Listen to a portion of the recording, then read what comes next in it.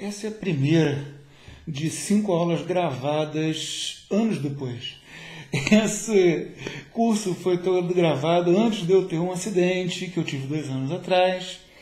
E de lá para cá, o Santo Padre Papa Francisco deu algumas precisões que fazem com que seja necessário a gente botar alguma coisa a mais no curso, porque é assim que funciona o amadurecimento da doutrina. Coisas que a gente já sabia, de repente são explicitadas, porque chega um momento em que é necessário que elas sejam explicitadas, e aí por isso não tem mais como a gente deixar de lado um determinado assunto. Um desses temas é a ecologia, é a relação do homem com o meio ambiente. Sobre isso, o Santo Padre fez até mesmo uma encíclica chamada Laudato Si, que eu vou tentar resumir um pouco, mas que eu já posso dizer que corresponde basicamente àquilo que eu já havia escrevido em outro texto publicado na revista Guia Prática de Teologia, anos atrás, muito antes da encíclica, em que eu falava de como que funciona a relação da ecologia com a teologia. E é o que o Santo Padre escreveu no Laudato Si, não tem novidade nenhuma, porque na doutrina da igreja não tem novidade nenhuma. Só que isso agora foi explicitado. Ele veio e martelou aquilo, falou de uma maneira tão completa, tão concisa, que, diria eu, mais ainda, ele fechou o esquema da doutrina social da igreja. Algo que antes dele a gente tinha todos os elementos ali, mas não tinha uma visão de conjunto. A gente passou a poder ver em conjunto graças a esse ato do magistério, que é a maravilhosa encíclica Laudato Si. É claro que teve um monte de gente que não entendeu nada, ficou vendo em busca de respostas para as besteirinhas que se fala nas briguinhas políticas do momento, coisas que vão ser esquecidas daqui a 5 anos, 10 anos, ao contrário do que que a própria encíclica ensina, que é uma coisa eterna e que, portanto, vai ser lembrado para sempre. Mesmo porque é algo que pode ser depreendido de todo o magistério anterior, de toda a teologia, principalmente da encarnação do Verbo. Porque quando a gente fala de ecologia, quando a gente fala de meio ambiente, do que a gente está falando? A ecologia é o estudo da casa. Eco é casa, é uma palavra que a gente encontra em ecumenismo, por exemplo, oikos, do grego. Então é o estudo da casa da gente, de onde a gente vive. Até a expressão meio ambiente significa isso, né? É o meio em que a gente está, é o lugar em que a gente vive. E a gente, como qualquer outro animal, vegetal, qualquer outra criatura de Deus, tem um cantinho onde a gente se encaixa, esse nicho ecológico onde a gente se encaixa em toda a ordem da criação. Então nós somos homens, a gente tem que partir desse pressuposto. A gente não é poodle, a gente não é planta, a gente não é muito longe disso uma praga na criação, como querem os ecochatos mais fanáticos, nem a gente é, muito pelo contrário, os donos absolutos da criação que podem fazer o que quiser, como querem os progressistas mais fanáticos, né, seja de direita ou de esquerda, né, tanto faz. A devastação ecológica causada pela antiga União Soviética só encontra ser igual na devastação ecológica causada pela Revolução Industrial no capitalismo. Quer dizer, quando a pessoa se considera dona da criação, se considera uma praga na criação, ela está perdendo de vista quem ela realmente é, a sua humanidade. Nós somos homens. Então, qual há de ser a nossa relação com o resto da criação? A primeira coisa que acontece indica-nos o Santo Padre, e deve ser uma relação de maravilhamento, de a gente olhar e dizer, cara, que coisa linda, que coisa fantástica. Eu olho pela janela, eu vejo as árvores e digo, mas que coisa linda. Eu vejo tucanos voando com um bico desse tamanho, maior do que o pássaro, e digo, poxa, que coisa legal que Deus fez esses bichinhos todos. Eu fico maravilhado com isso. Como eu fico maravilhado com a beleza da tempestade que cai, de uma onda que bate na beira da praia. E eu reconheço em todo o resto da criação. É por isso que o Papa Francisco, ao tratar de ecologia, ele lembra de São Francisco de Assis, né? É uma poesia de São Francisco de Assis que deu o nome à encíclica. que São Francisco louvava a Deus nas suas criaturas. Ele olhava e dizia, puxa, que legal, isso tudo é criatura de Deus como eu, isso tudo de uma certa maneira é meu irmão. A gente tem uma certa fraternidade com toda a criação. Reparem a diferença, né? Por um lado, o erro de um lado é colocar o homem como uma praga que devasta a natureza, que deveria ser deixada intocada lá longe do homem. Do outro lado é ver a natureza como recursos de que o homem deve se apropriar o mais rápido possível. Agora, o que a igreja nos ensina não, é que não se trata, para começar, de uma coisa à parte, que seria a natureza de um lado, o homem do outro. Sim, a criação da qual nós fazemos parte. E por nós fazermos parte, nós temos uma espécie de fraternidade. Nós somos, de certa maneira, irmãos de cada outra criatura. Agora, a natureza, então, ela aponta para Deus. A criação aponta para o Criador. Então, a gente vai ter gratidão a Deus por tudo isso. Pela beleza, pelo fato de ter oxigênio no ar para a gente respirar, da gente beber água, de existir água para a gente beber, de existir comida. Tudo isso a gente deve a Deus. E tudo isso é parte de uma ordem gigantesca de toda a criação, na qual nós estamos e devemos estar inseridos como criaturas que nós somos. Né? Qual é, então, a nossa casa na criação? Ela não é uma coisa à parte. Ela não é o que a gente vê, por exemplo, da sua forma mais exagerada. A gente encontra em coisas tipo que se fala que se vai fazer uma colônia em Marte, aí os caras fazem uma bolha, e as pessoas ficam vivendo dentro daquela bolha isolada de todo o ambiente. Tem gente que procura viver no planeta Terra como se estivesse vivendo no planeta Marte.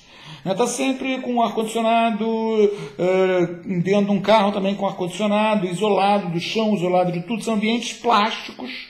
E na outra mão dessa mesma mentalidade, a terra ela é tratada como um recurso, então aquela gigantesca planície com agricultura mecanizada para arrancar a maior quantidade possível de um alimento que vai ser embalado, vai ser comprado em caixinhas. Quer dizer, é uma maneira de se retirar da criação, de se colocar à parte da criação.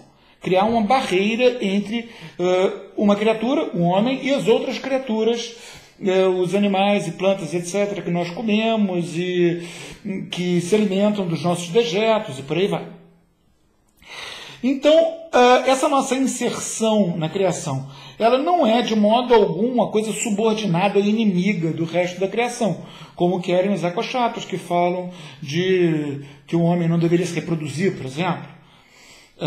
E, ironicamente, são esses mesmos ecochatos que se entopem de pílulas anticoncepcionais em tal quantidade que os hormônios que as mulheres soltam na urina estão causando transformações hormonais nos peixes, porque aquilo acaba indo parar na água, as estações de tratamento de esgoto não conseguem tratar aquilo.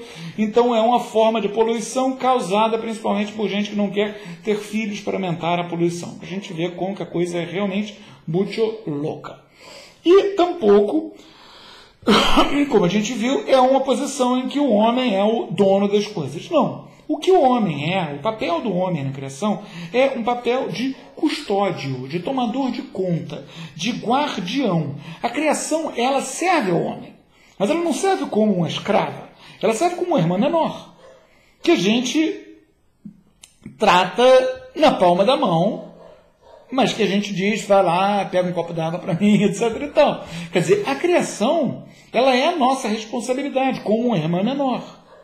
E a gente não pode vender para fatiar no mercado, como a gente não poderia fazer isso com a irmã menor, e a gente não pode esquecer, largar ela para lá e ela que se vire, porque também não se faz isso com a irmã menor. A gente deve ter o cuidado da criação, o cuidado da natureza e a responsabilidade deste cuidado. Porque nós somos uma criatura privilegiada. É uma posição, a posição do homem em relação ao resto da criação. É uma posição que a gente pode discernir perfeitamente pela própria natureza humana, quer dizer, nós estamos entre os anjos, que são seres de puro espírito, e os animais, que são seres de, por assim dizer, pura matéria. Nós estamos no meio. Nós somos animais e nós somos espirituais. Então nós estamos assim nessa posição que nos coloca hierarquicamente entre um e outro. E por isso nos coloca acima do resto da criação. Essa nossa inserção, ela não é uma inserção de cada homem, ou seja, o homem ele não deve ser largado sozinho no meio da floresta para se virar, porque o homem é um animal social, como as formigas, como as abelhas. O homem vive em conjunto com outros homens. Então, a existência de uma plantação, a existência de uma cidade, não digo de uma megalópole de 11 milhões de habitantes, mas a existência de cidades pequenas, a existência de fazendas, com colônias, com coisas, tudo isso é parte da inserção do homem na natureza. É parte da inserção do homem no resto da criação.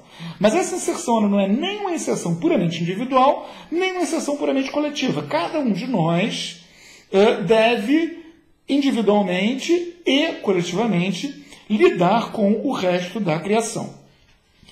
Porque nós, que ao contrário do resto da criação, fomos criados à imagem e semelhança de Deus, devemos, contando com essa organização social, contando com o uso individual da razão, contando principalmente com a graça de Deus, nós devemos agir de maneira moral. Agora, a moralidade da ação humana, ela depende de quê? E esse é o grande ponto,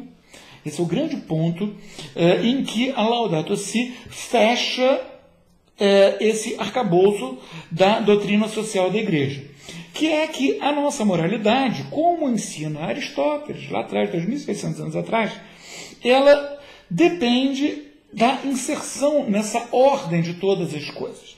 Aristóteles dizia que aquilo que é o princípio primeiro deve ser o fim último. São Tomás de Aquino fala da ratio divina, da ordem de todas as coisas, da razão divina que organiza toda a criação. O Papa Francisco fala isso como plano, no sentido de uma planificação, assim, no mapa, né, de Deus. Que não é uma lista de obrigações e proibições. Quer dizer, a moral, ela depende da nossa inserção em um sistema que funciona. Moral não é faça isso, não faça aquilo. A gente tem sim regras, faça isso, não faça aquilo, os 10 mandamentos, basicamente, que podem até ser resumidos em 2, amar a Deus sobre todas as coisas, ao próximo como a si mesmo. Só que essas regras, elas explicam as grandes linhas de como a gente vai efetuar essa nossa inserção. Amar a Deus sobre todas as coisas e ao próximo como a si mesmo, a gente pode explicar mais em 10 mandamentos. E esses 10 mandamentos a gente pode explicar mais e mais e mais em tratados de teologia moral, de doutrina social da igreja, de teologia do corpo e por aí vai. Quer dizer, a moral, no fim, ela sempre vai se reduzir a amar a Deus sobre todas as coisas e ao próximo como a si mesmo. Agora, quem é o próximo? Quem é o próximo como humano? Quem é o próximo como criatura?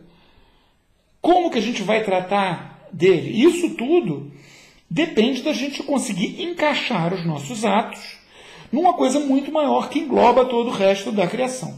Para isso, a gente tem que se perceber corretamente. Ou seja, a gente tem que perceber quem a gente é. Eu sou um ser humano, sexo masculino, casado, já de uma certa idade, com filhos. E isso faz com que a minha situação, o modo como eu vou lidar com todo o resto da criação, seja fundamentalmente diferente do modo como uma outra pessoa, que não eu, um outro ser humano, por exemplo, uma mulher de 17 anos de idade, solteira, sem filhos, que está aí tentando achar o caminho dela na vida. Poxa, completamente diferente da minha situação. Então o modo como eu vou agir, o modo como ela vai agir, forçosamente são diferentes. Ela vai agir moralmente, fazendo coisas que seriam imorais para mim e vice-versa. Então, essa moralidade ela tem que se encaixar em tudo, na ordem da criação. E essa ordem da criação inclui não só nós, homens, como também todas as demais criaturas. Então, se a gente percebe a nós mesmos corretamente, a gente percebe corretamente a família na qual nós estamos inseridos. Se a gente percebe a família corretamente, a gente vai perceber a sociedade local. Se a gente repara como a sociedade local existe, funciona, a gente percebe ela de maneira correta, a gente vai perceber a sociedade local dentro da sociedade mais ampla e por aí vai. Do mesmo modo, a gente percebendo corretamente a nós mesmos, a gente tem a percepção correta da dignidade das demais criaturas. A gente não vai nem tratar um cachorro como se fosse uma criança, nem tratar uma criança como se fosse um cachorro, nem cortar uma árvore porque deu vontade, para contar os anéis, por curiosidade. São coisas que vêm, são erros que vêm da pessoa não perceber quem ela é e se vê como uma praga, um semideus, e assim ela não conseguir perceber o próximo e não ver o cachorro como cachorro, a pessoa como pessoa, a árvore como árvore, a criatura de Deus, basicamente, como criatura querida de Deus, daquele modo, como Deus a criou para ser, e naquele modo ela deve ser acolhida, amparada, querida e tratada. Porque nós, seres humanos, somos os custódios de toda a criação. Então, quem é que tem que manter os rios limpos? Todos nós. Agora, como é que a gente vai manter os rios limpos? Eu vou tentar não sujar o meu rio. E você vai tentar não sujar o seu rio, a sua parte do rio. E toda a comunidade vai tentar ajudar essas pessoas a não sujar, e por aí vai. Ou seja, não é nem um burocrata vindo lá do alto de Washington ou Bruxelas, onde for, que vai fazer as coisas, nem um indivíduo sozinho que vai fazer e o resto que se dane. Não. Tudo nós temos que tratar como pessoas que vivem numa sociedade. Responsabilidade individual, depois a responsabilidade familiar, depois a responsabilidade da pequena comunidade e por aí vai. Porque, afinal de contas, a gente tem que se lembrar que o Verbo se fez carne. Ou seja, tudo isso, toda a doutrina da igreja, logo, toda a doutrina social da igreja, logo, toda a parte ecológica da doutrina social da igreja, vem do fato de que o Criador se tornou criatura, por amor a nós, outras criaturas. Então, a nossa ação, ela é e deve ser a ação de quem é connatural do próprio Cristo, que é Deus e homem. E nós temos a mesma natureza humana que Ele. Então, nós devemos buscar o auxílio da graça para a nossa ação ser muito mais do que meramente humana. Nós devemos respeitar fundamentalmente, profundamente, a natureza humana, porque é a partir do respeito à natureza humana que o próprio Deus assumiu, que a gente vai conseguir respeitar o entorno, respeitar o meio ambiente, respeitar a terra, fazendo nela, sim, uma plantação, e fazendo com que essa plantação seja, sim, fértil, e justamente porque a gente está respeitando a terra, a gente vai fazer uma plantação fértil que não devasta a terra. É isso que a gente deve buscar fazer. Porque a terra não é um recurso. Fazer como os índios selvagens antigamente, né? Queimavam a floresta, aí plantavam a batata baroa lá, e depois que a terra estava exausta, porque primeiro queimou, depois plantou em cima, saíam e abandonavam aquilo e iam queimar um outro pedaço. Isso é devastação, isso é selvageria. O comunismo e o capitalismo fazem exatamente a mesma coisa. Do lado oposto, a gente vê os eco-chatos mais maníacos que querem que a floresta seja sempre intocada e acham que o homem vai, de alguma maneira, se alimentar da luz do sol. Tudo isso é loucura. O nosso papel é de custódio da criação. Então a gente tem que tomar conta para não estragar essa obra magnífica de Deus e, sim, fazer com que ela nos dê os seus frutos, para que a gente possa comer. A gente vai criar bicho para comer, sim, a gente vai plantar para comer, sim, mas a gente vai fazer isso tudo tomando cuidado de perceber aquilo como parte da criação e assim procurar se inserir nessa ordem das coisas.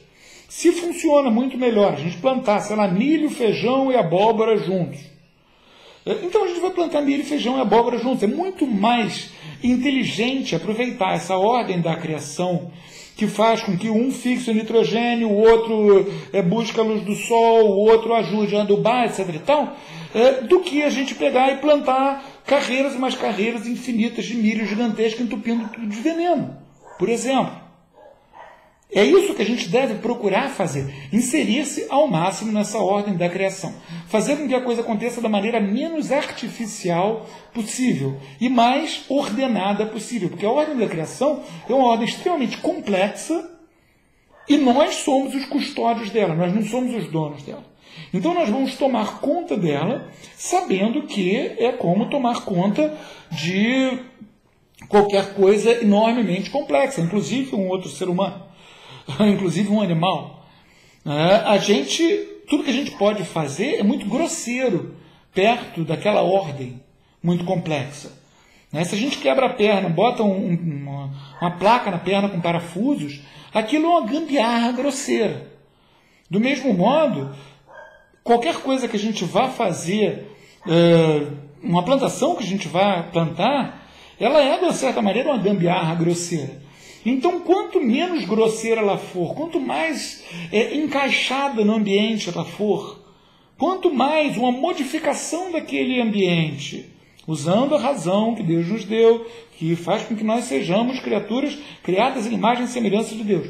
Mas quanto mais a gente conseguir simplesmente burilar, modificar aquilo, para que aquilo sirva sim ao homem, sem deixar de existir, sem ter a sua dignidade de criatura de Deus, como a terra, como as árvores, como as plantas, como a água, como o ar, sem ter essa dignidade ofendida. Quanto mais a gente conseguir fazer isso, mais a gente vai estar se encaixando nessa ordem de todas as coisas. Então, a gente não pode abusar dos nossos privilégios, nem se omitir em cumprir esses deveres de custódio. O que faz com que o cuidado com a natureza seja uma questão moral, ou seja, é uma questão moral. Tem um passarinho, acharam aí um passarinho que estava desaparecido, não viam há anos, e descobriram que ainda tem uns passarinhos, um bichinho assim, parece um pombinho, com as manchinhas azuis na asa, etc. A gente tem sim que tomar cuidado para que esse passarinho não desapareça. O sujeito que, olha, vê o passarinho e diz, esse dá um churrasco legal. Esse sujeito é um idiota. Por quê? Porque ele está negando o seu dever de custódio da criação. É como se ele visse um irmãozinho menor recém-nascido e dissesse, olha só, 1,5 kg de carne. Quanto que dá isso no mercado? É uma coisa tão imbecil quanto. É uma coisa que criancinhas pequenas fazem, mas que adultos não deveriam fazer. Infelizmente, é o que a gente mais viu, né? Na União Soviética tinha rios que pegavam fogo sozinhos, de tanta porcaria química que jogavam ali. Por quê? Porque viam aquilo simplesmente como um jeito de jogar fora, levar para longe dejetos químicos.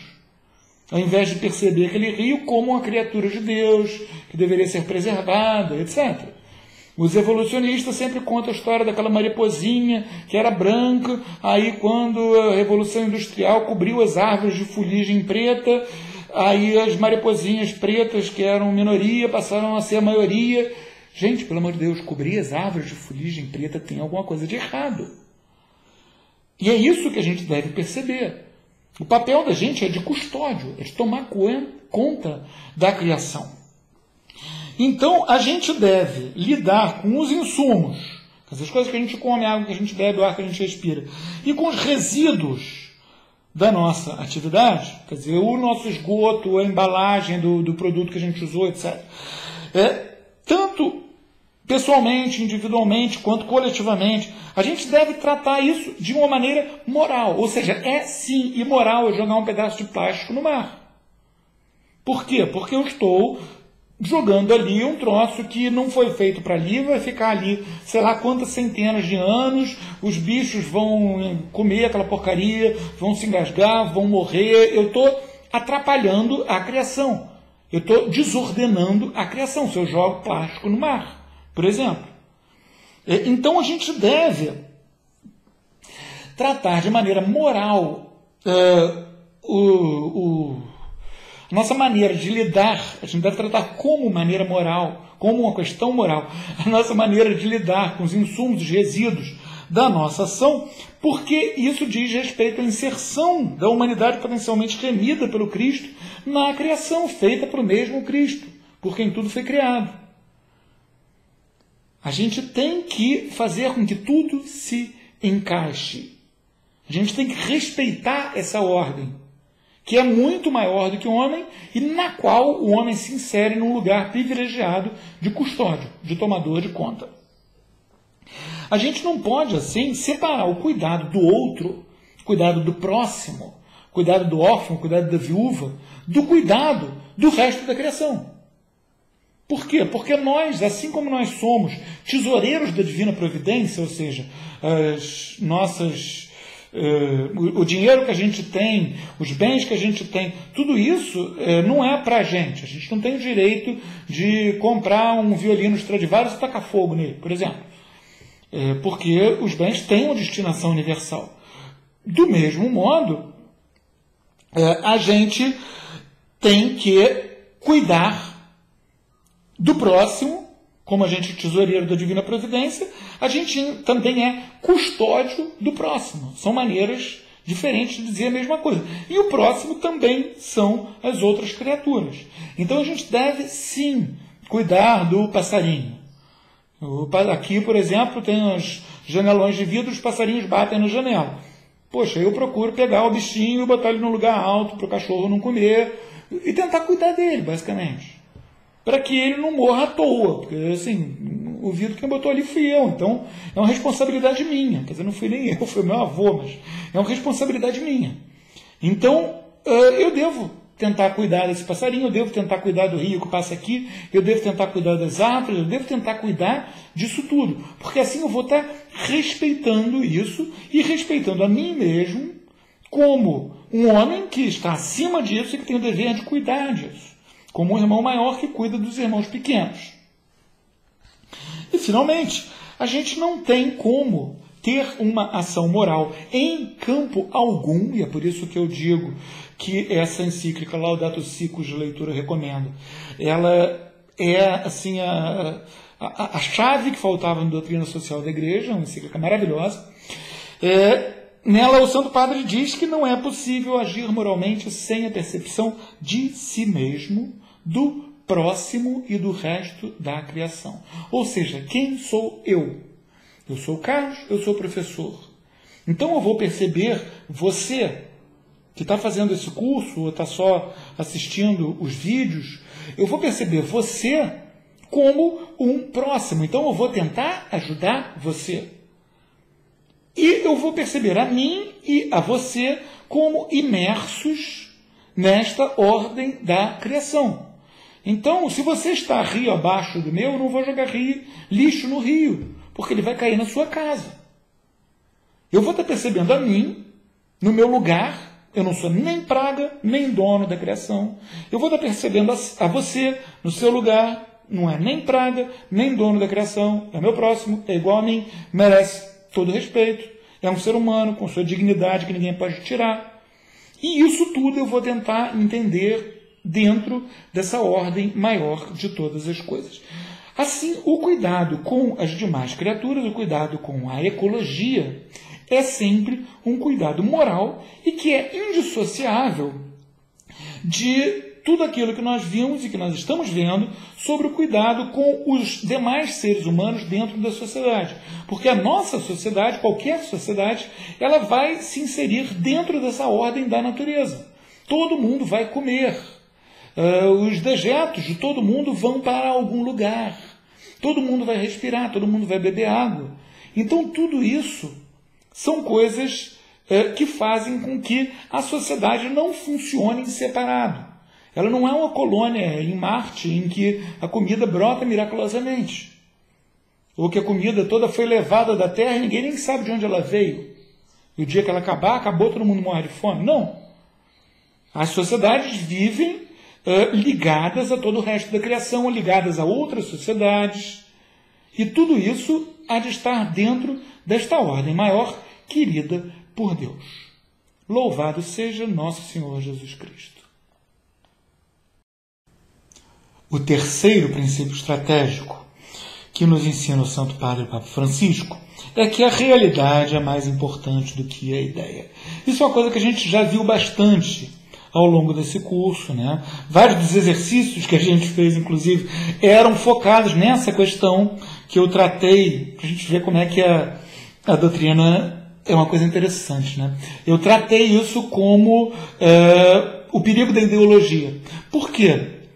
Porque isso que o Santo Padre explicitou no Evangelho Gaudium é uma coisa que já estava presente na doutrina social da Igreja, como tudo.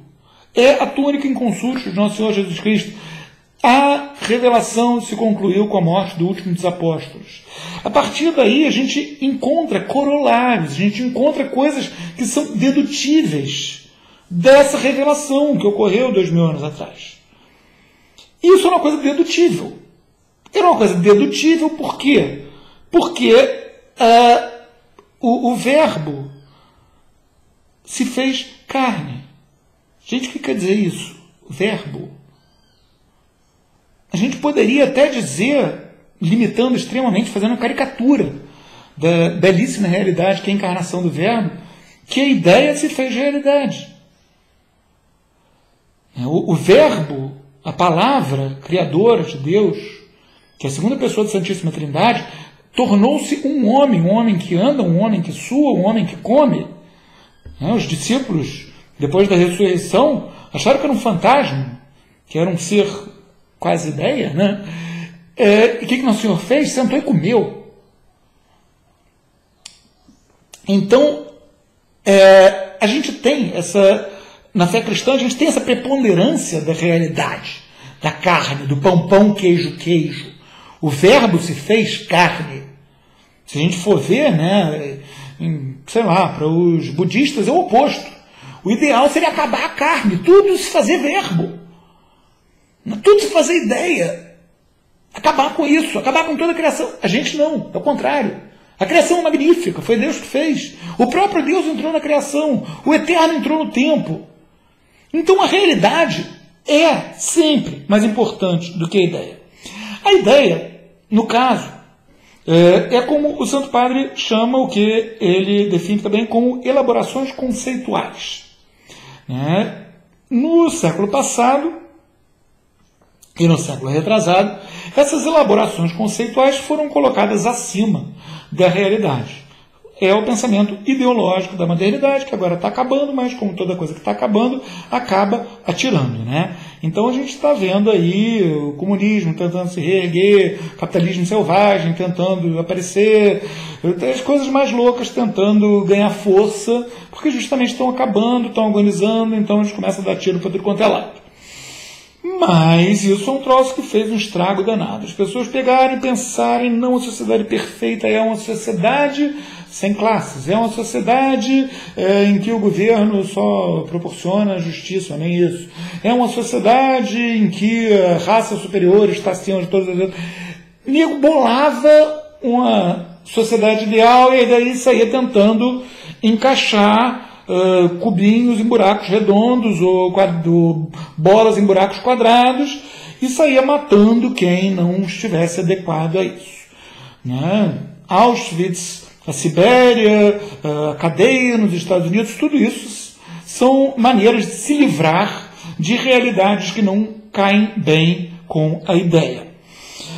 Mas, para a doutrina social da Igreja, a gente deve ter sempre em consideração que a elaboração conceitual, a ideia, ela está a serviço da captação, da compreensão e da condução da realidade. Ou seja, a ideia serve para a gente conseguir captar a realidade. Eu vejo uma coisa que, poxa, é uma xícara. Chá. Pequeno Príncipe. Eu estou captando uma realidade. Quer dizer, você viu essa xícara agora, você pensou, o professor está bebendo alguma coisa na xícara, ele está dizendo que é chá, talvez seja uísque, tem um Pequeno Príncipe na xícara, então você consegue elaborar conceitualmente isso. Repara que você tem quais elementos? A visão de uma xícara, a visão do Pequeno Príncipe. Você não tem o elemento do gosto de chá, que eu tenho. Então você pode duvidar da minha palavra. Talvez eu esteja bebendo uísque na xícara. São coisas que fazem com que você possa fazer a sua elaboração conceitual desta realidade para você conseguir captar e compreender a realidade. E a partir daí, você vai conseguir conduzir a realidade. Por exemplo, se ao invés de você estar assistindo essa aula gravada, que faz parte de um curso, você estivesse conversando comigo pela internet, numa chamada de vídeo, uma ligação de vídeo, aí você me viu e você sabe que eu não presto. Você sabe que eu certamente estou enchendo os córneos de uísque. Então você vai dizer, Carlos, para de beber uísque, meu amigo, não faça isso. Essa xícara inteira de uísque, você vai ficar trêbado, o seu fígado vai para o beleléu, Carlos. Você vai começar a tentar conduzir a realidade a partir daí. Agora, e se a sua elaboração conceitual, se a sua ideia estiver errada? Quer dizer, vai que não é uísque, é chá mesmo. O que você vai fazer? Você vai corrigir a ideia. É isso que o ideólogo não consegue fazer. Me perguntaram outro dia qual é a diferença. Poxa, um ideólogo quer mudar a sociedade toda e mudar as pessoas, e a igreja quer mudar as pessoas, mudar a sociedade, justamente a ordem dos fatores. O que acontece? O ideólogo, um cara que pensa que a ideia é mais importante que a realidade, ao invés de pensar corretamente junto com a igreja que a realidade é mais importante que a ideia. O que o ideólogo vai fazer é mudar a lei. Ele vai mudar a lei e aí todas as pessoas vão se comportar. Se não se comportarem, ele vai matar, vai botar preso, vai fazer alguma coisa com elas. E assim a sociedade vai ficar chique, toda bonita. Por quê? Porque o troço ali de cima mudou, então poste. Todo o resto se encaixou. Já o que a igreja diz? É que eu devo tentar ser santo, você deve tentar ser santo, todo mundo deve tentar ser santo. Todo mundo tentando ser santo, a sociedade vai ficar um pouquinho melhor.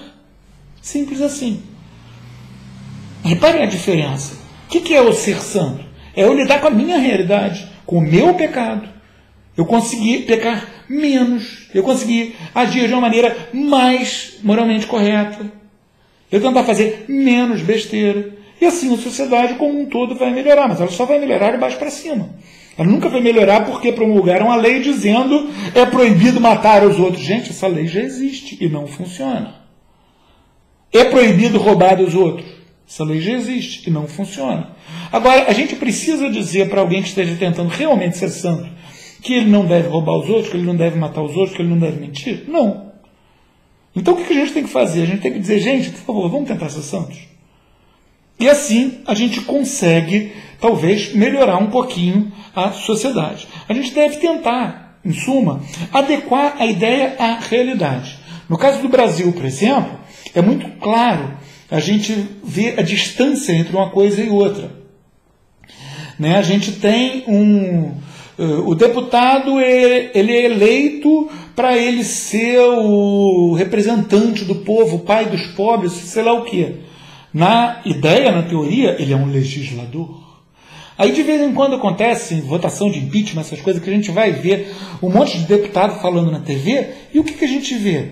A gente vê que ninguém, quase ninguém dos que estão ali, fala coisa com coisa.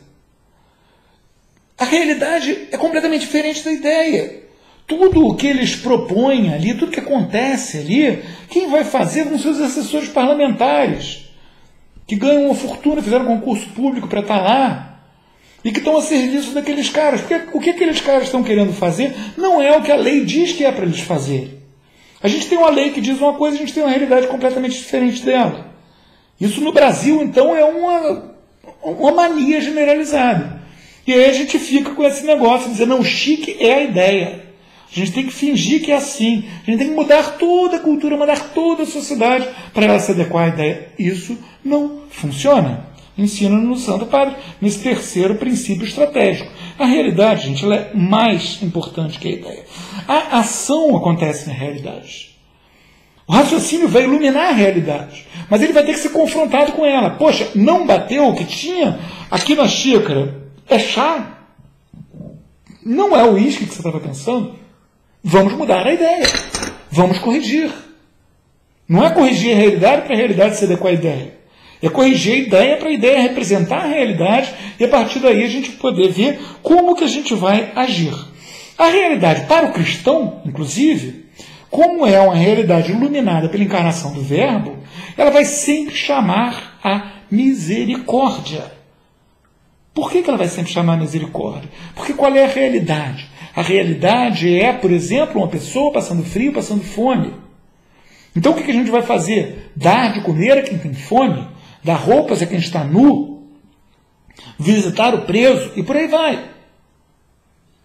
Tudo isso são atos de misericórdia, corrigir o errado, educar o inculto. A gente vai agir misericordiosamente, porque a realidade impõe isso. Quando a gente vê uma pessoa passando fome, a gente dá comida para ela. A gente tem o dever de dar comida para ela. Se aparece alguém no portão da minha casa pedindo comida, eu vou dar comida para essa pessoa. É claro! Se alguém está pedindo comida, para que é? Para lambuzar nas orelhas? Não, porque ele está com fome.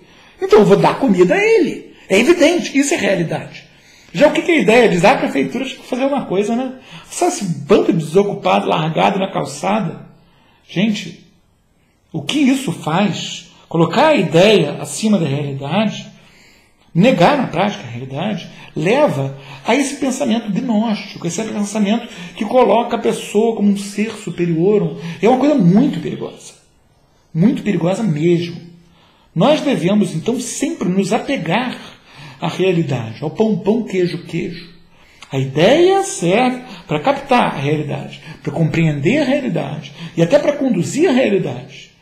Mas ela tem que estar adequada à realidade. A realidade é mais importante do que a ideia. Sempre foi e sempre vai ser. A ideia tem que estar a serviço da captação, da compreensão e da condução da realidade. Louvado seja nosso Senhor Jesus Cristo.